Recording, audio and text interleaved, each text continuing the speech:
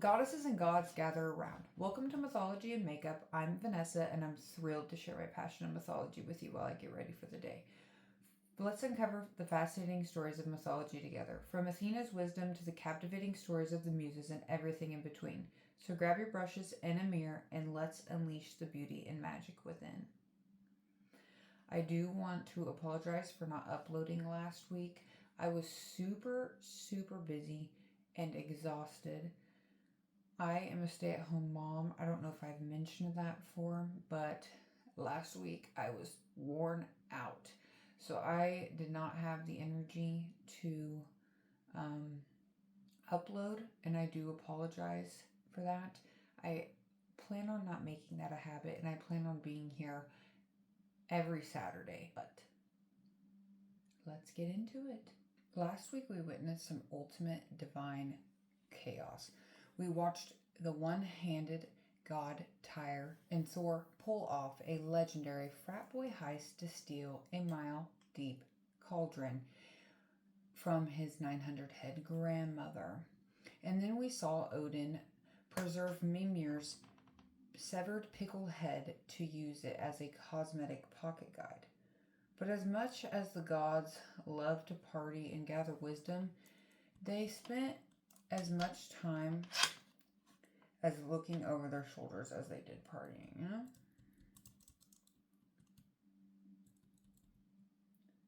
Today, as I walk you through this look, we are entering Norse mythology's true villain era. Now, the moral code of the gods is a bit complicated. The villainy here is not black and white.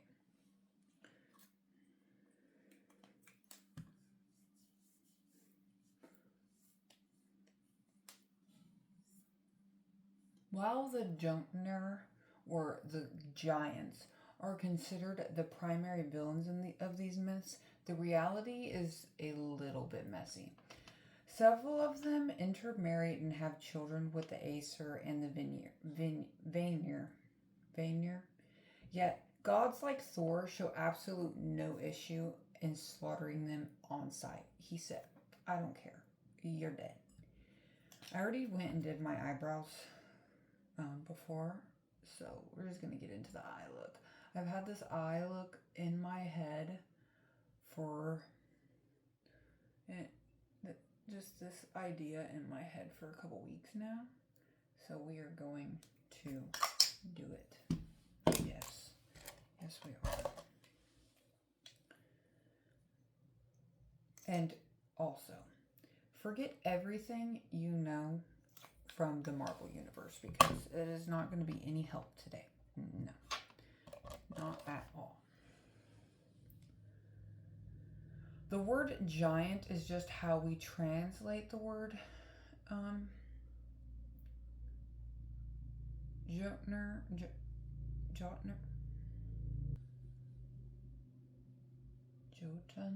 Jotun in English. We're just gonna go with giant today, because for some reason I can never say the word. Every time I be doing these videos, and I've had to use this word multiple times, and it's like my brain just never wants me to say things how they're supposed to be said, ever.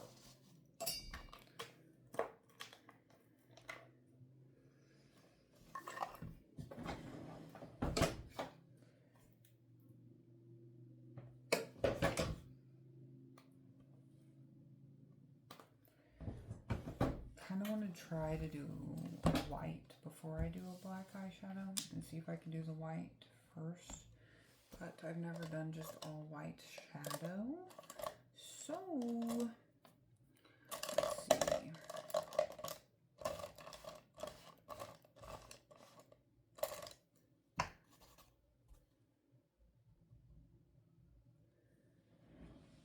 Where did my little mirror go? I just had it. But they were not actually physically larger than the gods. And the frost giants weren't the only monsters lurking in the dark. Today we are meeting a chaotic family tree that includes a handsome trickster, a half-dead queen, and a world-encircling sea serpent, and a big bad So let's start the ultimate chaos with Loki himself. Yeah, I don't know how well this white shadow that I have is going to be. Because I'm not even seeing it on my eyelid. Do you have to like put down a white base first? I don't have that. So I guess, yeah. Okay.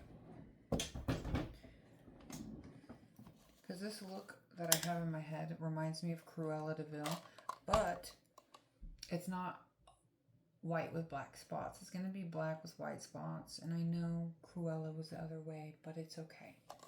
We will live. It'll be fine. Everything will just be fine and dandy over here, okay? His name possibly means not tangler. Loki coexists amongst the gods somewhere between a total nuisance who is nonetheless allowed to stay in Asgard and a flat-out villain leaving a trail of absolute destruction behind him. Sometimes he's a hot-headed friend using his cunning helpfulness to resolve conflicts, but like many devilish figures in the world of mythology, his handsome face always hides a vicious mean streak. Yeah.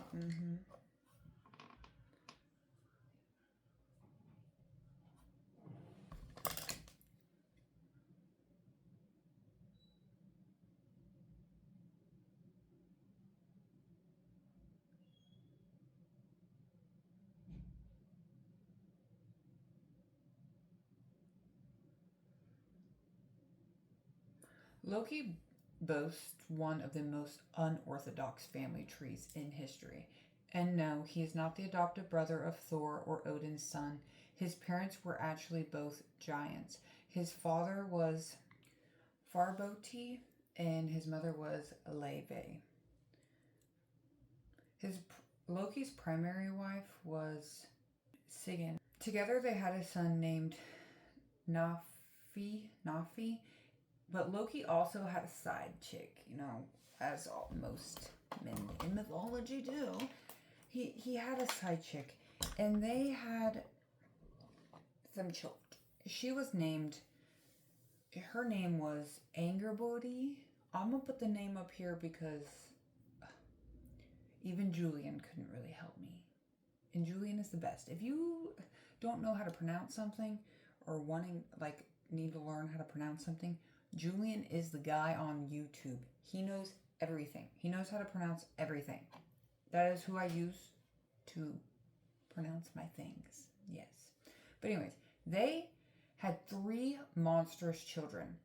Fenrir, the wolf.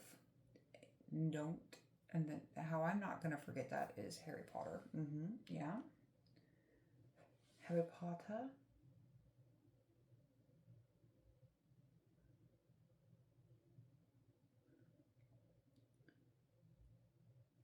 Then the serpent, and I'm just gonna put the name up here because we're just gonna call him the Mid Serpent because that's also his name. And then the goddess Hel. Loki tried to hide his 3 children, but the gods found them. Terrified of the prophecies of Ragnarok, the gods attempted to restrain Fenrir and the serpent and sent Hel to administer the underworld. But his bizarre parenting didn't stop there. Oh no. We learned that Loki actually gave birth himself. Okay? He disguised himself as a mare to trick a giant stallion into, impregnating him. And then he gave birth to Odin's famous 8-legged horse. That's lovely. And later, Loki found a half-cooked heart of a dead woman and ate it, just like just like normal. we just be doing that around here. I guess that's just a normal thing. People be eating hearts. And he became pregnant again and birthed a child from whom all the world's troll women were descended from. To understand just how toxic Loki's relationship was with the other gods, we have to look at a poem called the Loka Sena, where Loki relishes being a source of pure irritation and genuine grief.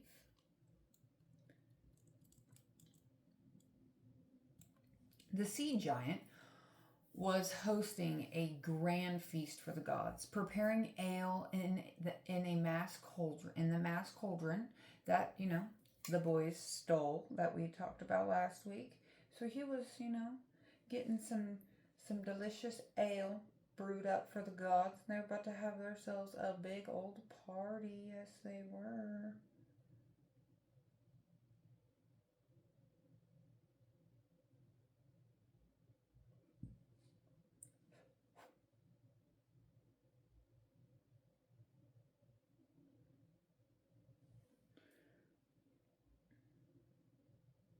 Everything was peaceful until Loki grew intensely jealous of the gods, complimenting the sea giant's faithful servants. In a fit of petty rage, Loki straight up murdered one of the servants. The gods angrily was like, "Get the fuck out of here, bruh. You are done. Why you just out here, you know, just being Loki, you know, just being the shit stirrer as per usual, sir. So we're gonna need you to vacate the premises."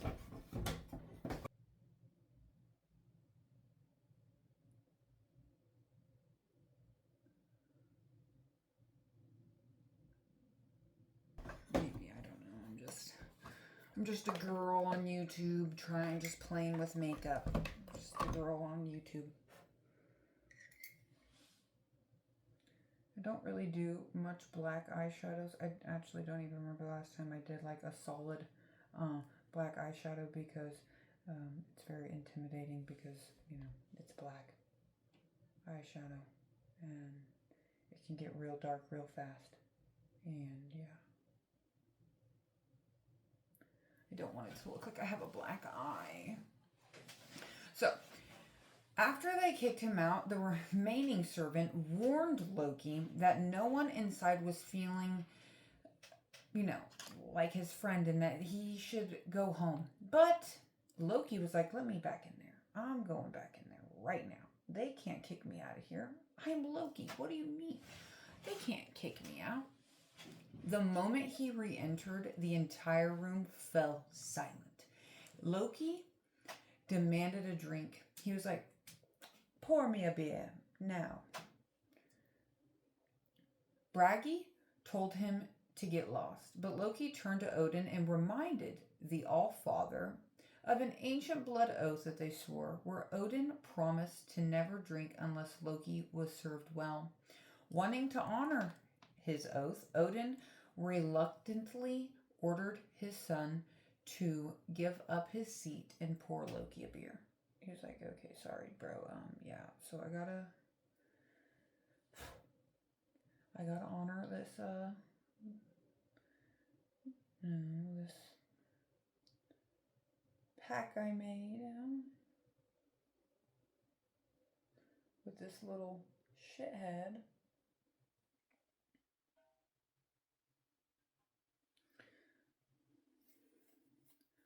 Loki raised a toast to everyone except for Bragi. Bragi warned Loki against slander, which is exactly what he did next. He was like, "Oh, okay, you want to warn me against this? Okay. I'm just going to do as I please." And, yeah.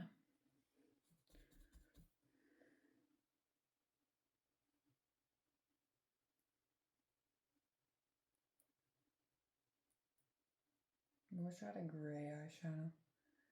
Maybe I can put some of that white over now.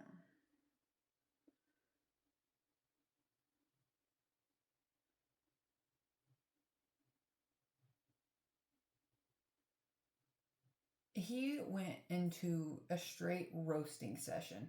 Some insults were predictable, and others reference events found nowhere else in the text and may have just been lies to piss everybody off.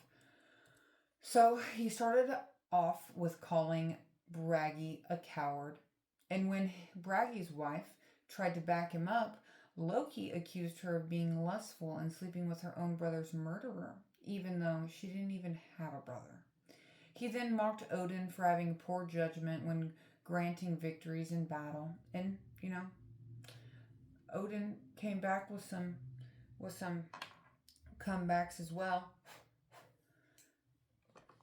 trying to shame Loki for his gender bending tendencies, but in the time that he spent living as a female milker underground. Frigg tried to calm them all down, and Loki targeted her next, bragging about his role in the murder of her son. And Freya interjected after this and said that he must be crazy to insult Frigg this way. So Loki slut-shamed her, just, oh, that's the wrong. What am I doing? What am I doing?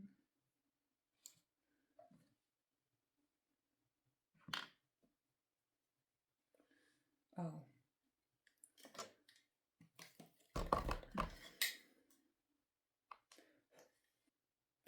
Claiming that she had slept with every single guest in the room, including her own brother, Freyr.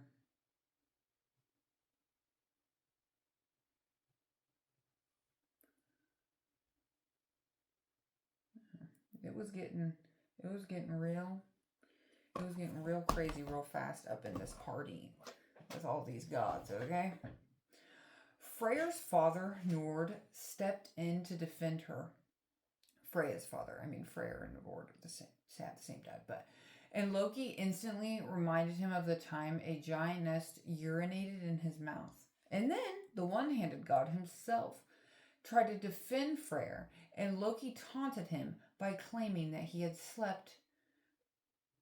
Loki had slept with his wife, even though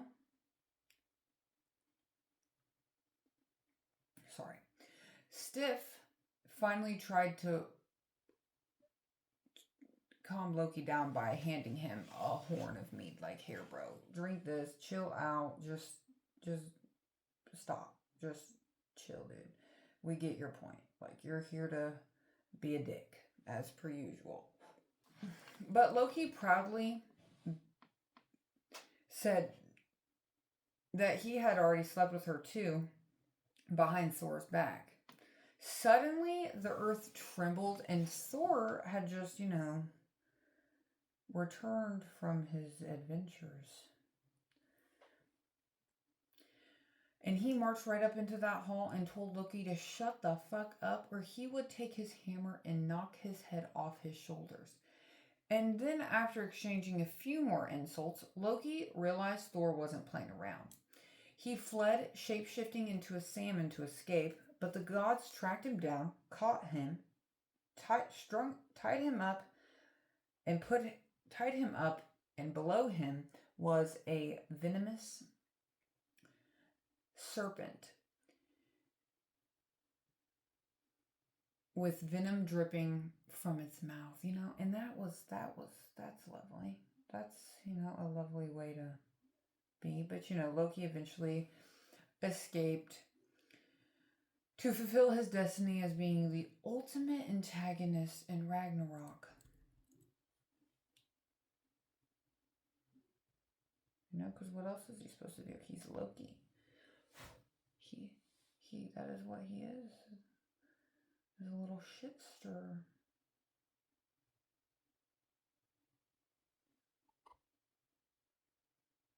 Loki's mouth got him bound in chains, but the chaos he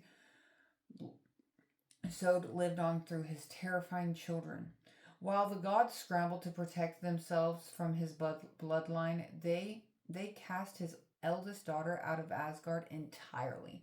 But instead of destroying her, they accidentally handed her an entire kingdom, making her the absolute ruler over the souls of the ordinary, the sick, and the dead. Her name means concealed place. Hell is the personification of death and was banished to the underworld by Loki when the gods discovered Loki's unusual children were prophesied to bring their doom. Hell's appearance is striking. She is described as a half flesh colored and a half pitch black. This wasn't due to melanin or natural pigmentation, but rather because half of her body was alive and the other half was a rotting corpse. That's, pretty fun.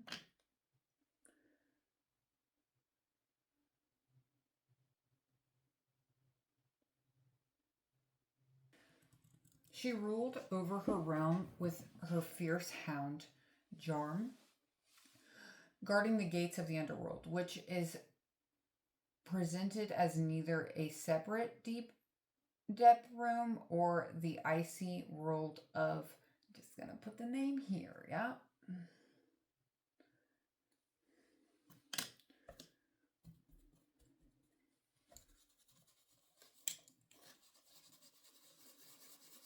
I just cleaned my brushes too, and since I'm doing this look, I'm gonna have to clean them again because I can't just brush the black out of the brushes.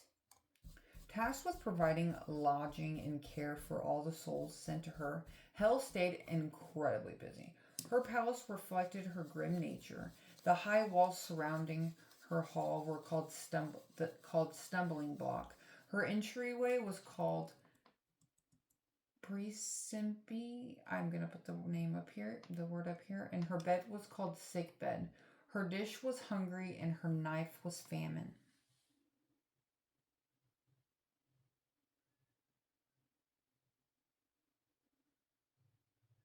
Do I want to lighten up this inner corner?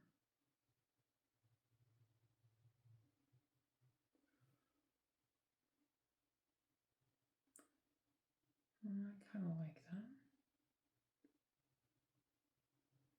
Despite these names, hell was not a place of pain or torture. Unlike the Christian concept of hell that likely borrowed her name, the Norse afterlife was actually a restful and peaceful place. This was the default eternity waiting for anyone who did not die in active combat. Women, children, the elderly, and anyone who had died of illness, natural causes, or accidents. In Viking culture, people spoke of her as a force of nature, saying, "Hell take them," regarding a fallen enemy, with no real distinction between the place itself or the goddess who lived there. Interestingly, she never appears or speaks in the Poetic Edda. This leads some Old Norse scholars to wonder if she was a genuine character in pre-Christian beliefs or if she was a later 13th century personification created by Christian historians who mistook a geographic place references for an actual goddess.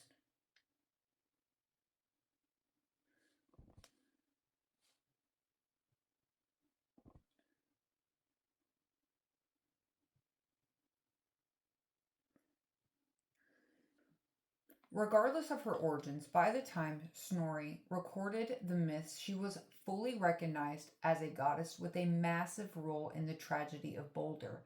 After Balder was accidentally killed, his half-brother rode Odin's horse for 9 days and 9 nights through the dark, and terrifying valleys until he reached the river of Golly, putting it up here. The Golden Bridge crossing it was guarded by a woman named Guro.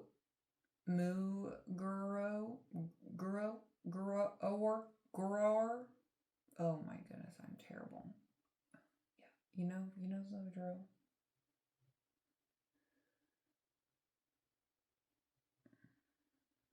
Baldur's brother, noting that he was making more noise than 5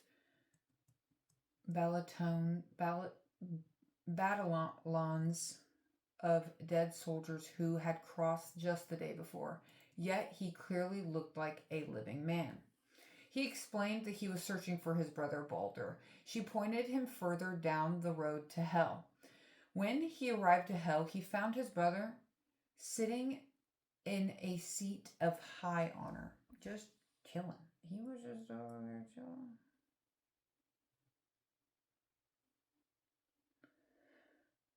The next morning, he begged Hel to release Baldur, describing the immense mourning back in Asgard.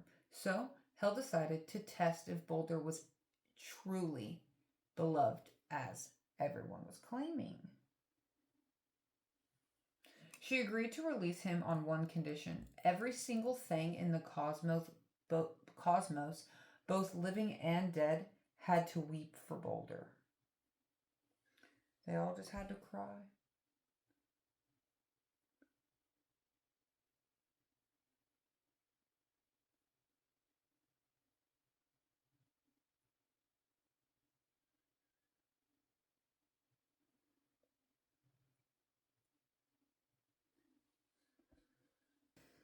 Even if one thing refused, he would remain in the underworld with her forever. So Baldur handed his brother Odin's magical ring to take back as a gift, and Baldur's wife, Nanna, sent gifts of linen and jewelry for Frigg. His brother returned to Asgard and reported these terms, so the gods immediately set out to make the world weep. Everything complied, from the trees, the rocks, the animals, the humans. Everything wept tears until the gods came across a dark cave. Sitting alone was a woman named... Yeah, I'll put the name up there, because in my notes I have it written down as in like the Norse, and nope. But this woman was widely suspected to be Loki in disguise. And when asked to weep for the dead god, she refused, declaring that she would weep dry tears for Baldur's funeral. Let Hel hold what she has. Because of that one single refusal, Baldur was forced to remain underground, earning him his favorite name, Hel's Companion.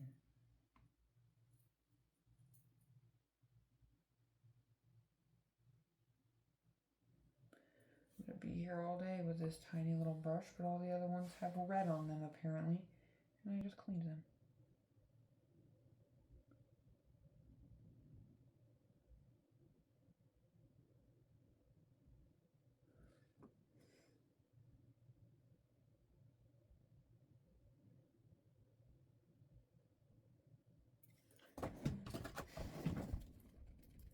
Do this in layers or it's not going to turn out very well. While Hel ruled over the dead, her younger brother was growing at a speedy rate. Odin had cast him into the depths of the ocean to keep him out of trouble, but the sea wasn't deep enough to hold him. He grew so big that when he eventually wrapped around the entire world of men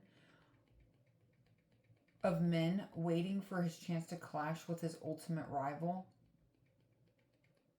And that brings us to the Midgard Serpent, whose name literally just means huge monster. This giant dragon-like snake was thrown, like I said, into the ocean floor by Odin himself. It's like they were just like they didn't know what to do with these creatures. Okay.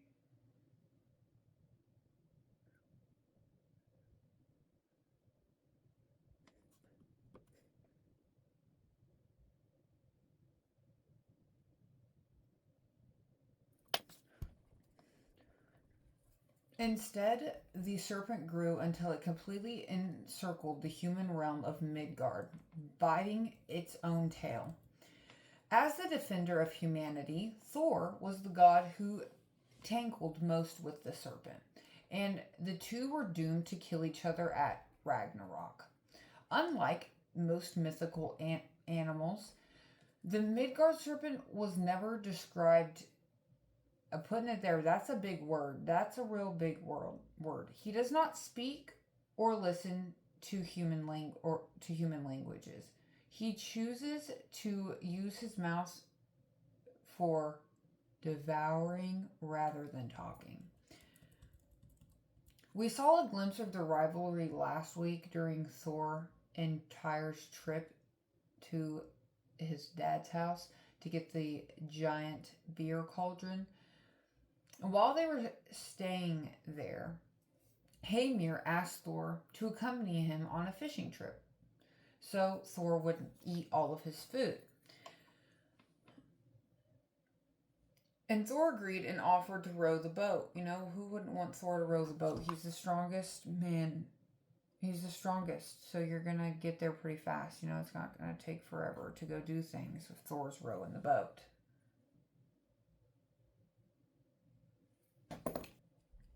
And he also asked for bait. Heimir rudely refused to share, so Thor improvised by ripping the head off of one of Heimir's prize oxen to use for bait, earning the giant's deep disapproval. Heimir successfully caught 3 large whales, but Thor cast his massive oxen head line out deep and hooked the Midgard Serpent himself. Thor strained with his immense strength, pulling the thrashing monster up out of the side of the boat. The serpent unleashed its terrifying, poisonous breath, according to the poem right here. Thor smashed the serpent's head with his hammer, causing the ocean and earth to shake in agony before the monster sank back down to the depths. But there's another version. Snorri tells us the second half of this fishing story a little bit different. He claims that when the serpent bit the hook, Thor pulled with such explosive force that his feet crashed straight through to the bottom of the wooden boat until he was bracing himself on the ocean floor. You know, because, you know, that makes... yeah. Heimir... Okay, sorry. The moment Thor dragged the serpent's gaping mouth to the surface, Heimir looked into the terrifying jaws of the monster and went into complete panic. He just was going, you know, crazy. Oh, why did I not do a circle? Oh my god.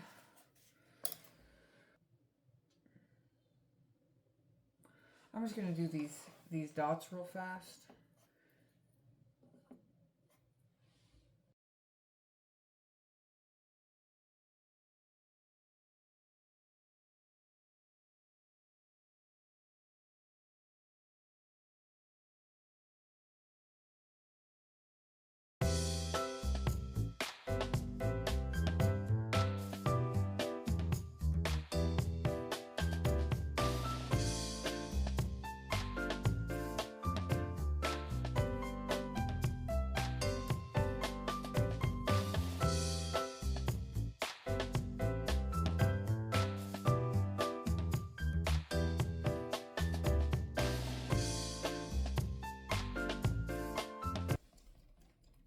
Instead of staying out of the way and letting Thor fight his own battle, Heimir let his cowardness take over. He pulled out a knife and sliced Thor's fishing line right before the god could deliver the killing blow.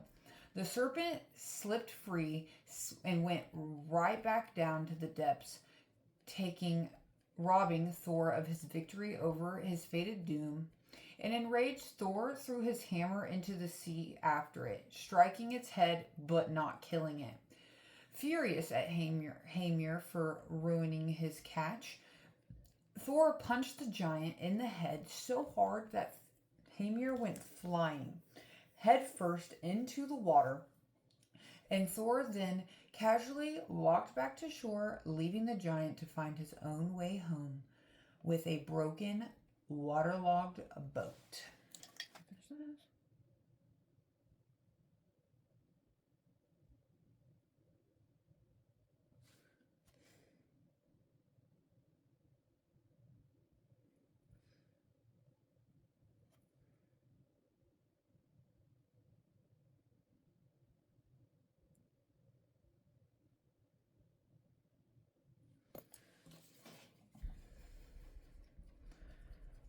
Alright, I'm going to do my other eye off camera real fast and I will be right back.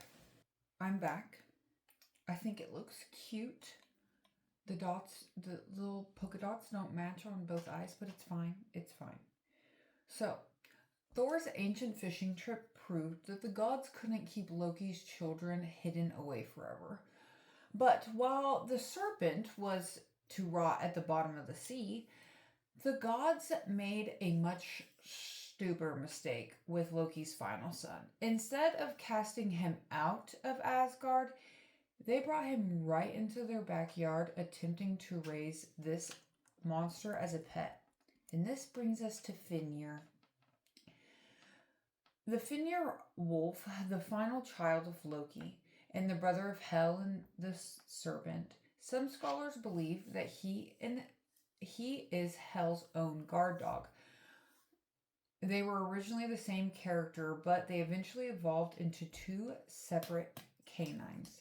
Fated to be the death of Odin, Fenrir would eventually break free of his bonds and devour Odin in the War of Ragnarok. Before Odin's son could avenge him by tearing the wolf's jaws apart.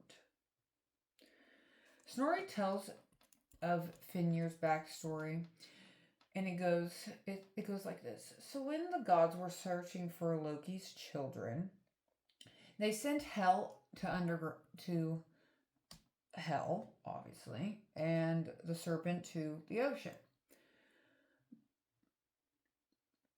But they had no idea what to do with this wolf puppy. No, they had no clue. So they had a brilliant idea to bring it back and try to make it their own little pet. You know, I bet he was cute and adorable as a puppy. All puppies are cute. I mean, I'm pretty sure if I would have seen a cute little big wolf puppy, I would have been like, you're coming home with me. Yes, you are.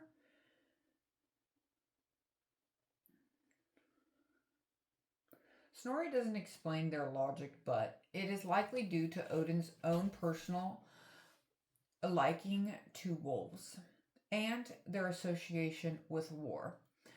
It was a dangerous gamble to take on while trying to prevent Ragnarok, but Snorri notes that they couldn't just kill the puppy because they refused to defile their sacred sanctuary of Asgard with his blood. I mean, they could have just, taken him somewhere else and killed him, but they didn't do that. No, they did not do that. The only god brave enough to actually feed and take care of this growing puppy was Tyr. Much to their horror, the cute baby wolf grew into this astronomical rate, transforming into a giant, aggressive apex predator. Okay, he was a fierce canine, okay? He wanted to eat things. Terrified, the gods came up with a game plan to restrain him. They forged a massive heavy chain called the, putting it here because every chain in the story is called something else and they're all very difficult words, so they will go up here. They brought it to Fenrir and asked if he wanted to test his strength against it. He took one look at it and realized it was no match for him, so he allowed himself to be shackled and shattered the metal in one single kick. Just one single kick. Broke it. The gods immediately went back and made another chain. Stronger. And they called this one, it starts with a D. Okay. They told him that breaking this one would earn him an immoral reputation for strength. Wanting the fame, Fenrir allowed them to bind him up again, you know? He was like, okay, say less. Put it on me. Put it on. So, they bind him again. With a few massive kicks, he strained against the iron until it shattered into pieces, sending scrap metal flying in all directions. At this point, the gods were completely baffled and in straight panic. They had no idea what to do. They had no clue.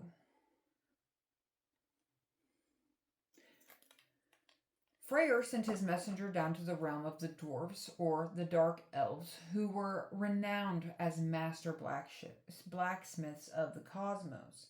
And they were like, hey, we really, really, really, really need you to make us a chain that is completely unbreakable.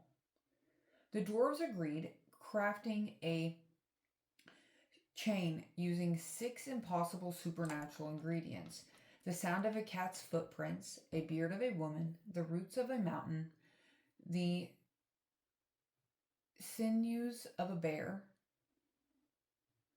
the breath of a fish, and the spittle of a bird.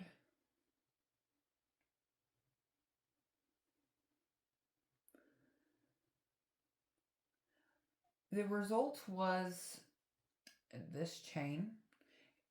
It looked and felt silky smooth, as soft as a ribbon, but yet was magically harder and stronger than any other iron known at the time. Okay, so they got this perfect plan. They're like, okay, this one's gonna work, guys. This one's gonna work. The gods took the ribbon and invited Fenrir to an island in the middle of lake, putting it there. They took turns trying to break the ribbon themselves, failing miserably, and then challenged the wolf to try. And he was immediately suspicious. He noted there was no honor or fame to be won by tearing this tiny ribbon, and suspected the magic was involved. The gods mocked him, saying that he couldn't even break a ribbon, that he was a coward, and they would free him anyway because he was no longer a threat. Fenrir didn't want to lose his reputation as being the big bad wolf, so he was like, okay, here's a compromise. To ensue that they weren't cheating, he would allow them to bind his legs only if one of the gods placed their right hand into his jaws as a pledge of good faith. You know, that's a splendid idea. Splendid idea.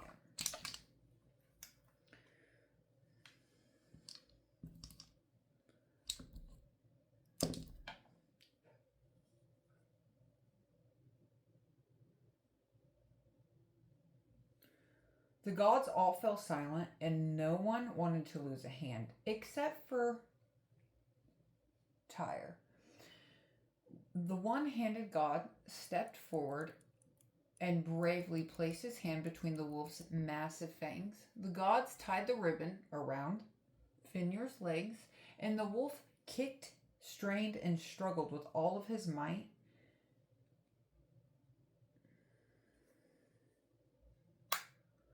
But the magical ribbon only tightened and grew stronger the more he struggled. As Fenrir realized that he had been tricked, the gods began to laugh, and all except for Tyre, whose hand was instantly ripped off clean at the wrist. Fenrir continued to thrash in his bonds, so the gods anchored the chain deep into the earth with giant rocks, pinning him securely to the spot. When the wolf tried to bite them, they thrusted a massive sword directly into his open mouth. The hilt wedged against his lower fangs, and the sharp tip pierced through his upper palate, locking his jaw wide open. In this horrific state of imprisonment, he was left to howl, a constant river of saliva pouring from his mouth to form a river the Norse appropriately named Hope, where he remains trapped until the coming of Roanoke.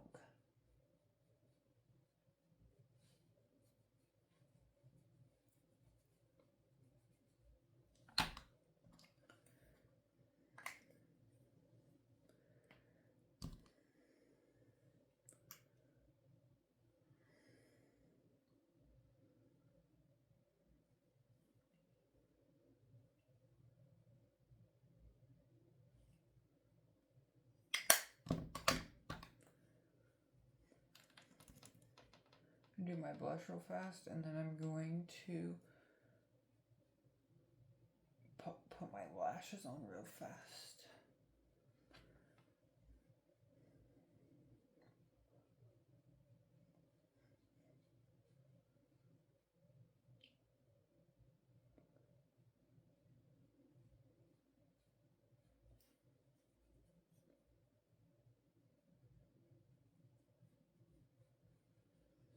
Okay, I'm gonna do my lashes real quick and I'll be right back. I am back.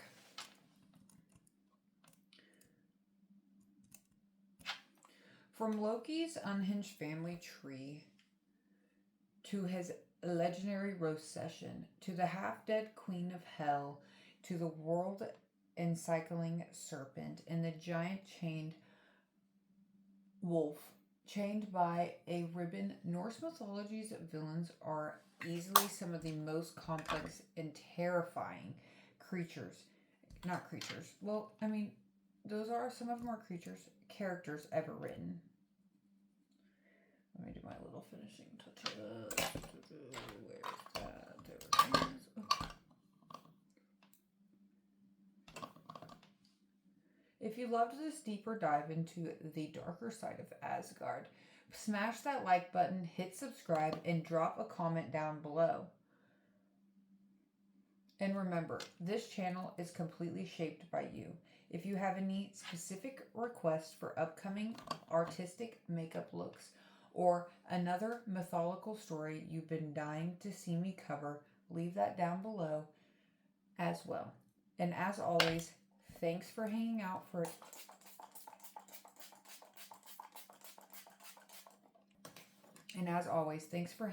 another Saturday dive.